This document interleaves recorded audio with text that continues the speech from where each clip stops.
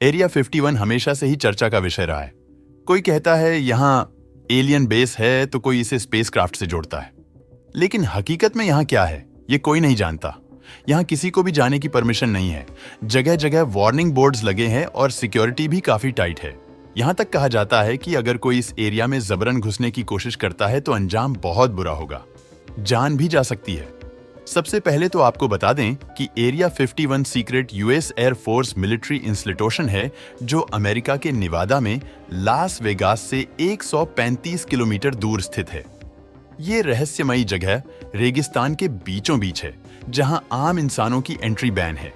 इसी वजह से एरिया 51 का लंबे समय तक रहस्य बना हुआ है। कहते हैं कि ये इलाका इतना सीक्रेट इसलिए है क्योंकि यह एक Nevada test and training range है और ये 12,000 वर्ग किलोमीटर से भी ज्यादा एरिया में फैला हुआ है। इसके अलावा पास में एक और रिस्ट्रिक्टेड एरिया है जिसका नाम नेवाडा टेस्ट साइट है, जहां अमेरिका ने पहली बार परमाणु हथियार का परीक्षण किया था।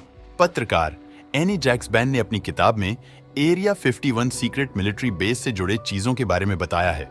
उन्होंने कहा कि आधिकारिक तौर पर अमेरिकी सरकार ने कभी भी एरिया 51 के अस्तित्व को स्वीकार नहीं किया।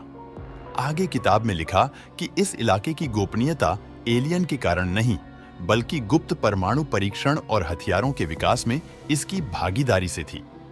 उनका कहना था कि परमाणु ऊर्जा आयोग, रक्षा विभाग और CIA सहित विभिन्न एजेंसियों ने विमान और पायलट से जुड़ी परियोजनाओं पर सीक्रेट तरीके से रिसर्च करने के लिए इस एरिया को चुना था।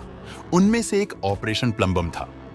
किताब में बताया गया कि 1957 की गर्मियों के दौरान सेना की तैयारी, आकस्मिक परमाणु विस्फोट और न्यूक्लियर फॉलआउट का प्रभाव जानने के लिए ऑपरेशन फ्लोबॉब चलाया गया। इसके तहत 30 वायुमंडलीय परमाणु विस्फोट किए गए थे। इस प्रयोग के कारण 1980 के दशक तक जमीन का कुछ हिस्सा रेडियो एक्टिव पदार्थों से दूषित हो गया था। इसके अलावा उन्होंने बताया कि अमेरिका USSR के खिलाफ एक न्यूक्लियर शक्ति वाला अंतरिक्ष मिसाइल बनाने की कोशिश कर रहा था, जो पूरा नहीं हो सका। एन जैक्सबर्न ने अपनी किताब में लिखा कि कई बार एरिया 51 को आसमान से निगरानी करने वाले विमानों के टेस्टिंग ग्राउंड के तौर पर भी इस्तेमाल किया गया। एरिया 51 से जुड़ा सबसे बड़ा दावा एक विमान क्रैश है। किताब के माध्यम से उन्होंने बताया कि एक सूत्र ने दावा किया कि न्यू मैक्सिको में एक फ्लाइंग डिस्क क्रैश हुआ था। इस फ्लाइंग डिस्क को वायुसेना बेस ले जाएगा।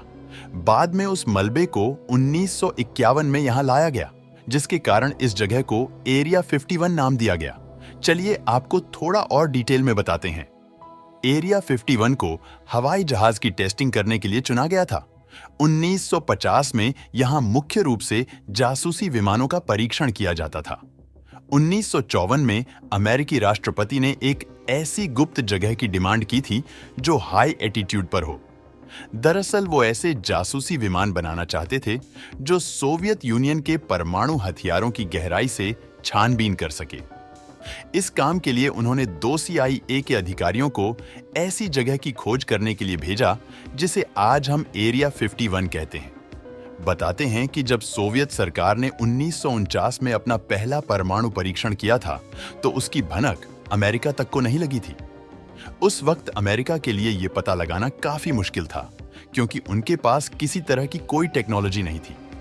इसके बाद 1953 में की राष्ट्रपति ने CIA का एक सीक्रेट प्रोग्राम बनाया और तहत एक ऐसा एरोप्लेन बनाना था जो 22,000 मीटर की ऊंचाई पर आराम से उड़ सके और उसे कोई रडार डिटेक्ट ना कर सके।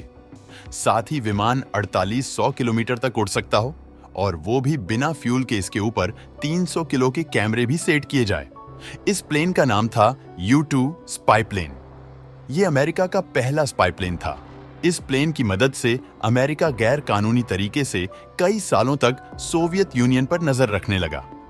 अमेरिका और सोवियत यूनियन के बीच चल रहे शीत युद्ध के दौरान ऐसे विमान को गुप्त रखना बेहद जरूरी था। इसलिए CIA ने कॉन्स्पिरेसी थ्योरी का सहारा लेती है और हर तरफ UFO उड़ने की अफवाह को बढ़ावा देने लगती है। इसी तरह की बातें सुनकर लोगों को भी ये लगने लगता है कि ये एलियंस के प्लेन हैं, जबकि असल में वो अमेरिका के सीक्रेट विमान थे। लेकिन परेशानी ये थी कि सरकार इससे पहले कई बार झूठी अफवाहें उड़ा चुकी थी। जिसकी वजह से लोगों को इस बात पर भरोसा नहीं था। यही कारण है कि लोगों के मन से यूएफओ को बाहर निकालना मुश्किल हो गया और आज भी लोग एरिया 51 को एलियन से जोड़कर ही देखते हैं। लेकिन हकीकत क्या है, ये आप जान ही गए हैं। आज भी एरिया 51 में विमानों की टेस्टिंग जारी है। उम्मीद करता हूं दोस्तों आपको ये जानकारी पसंद आई होगी।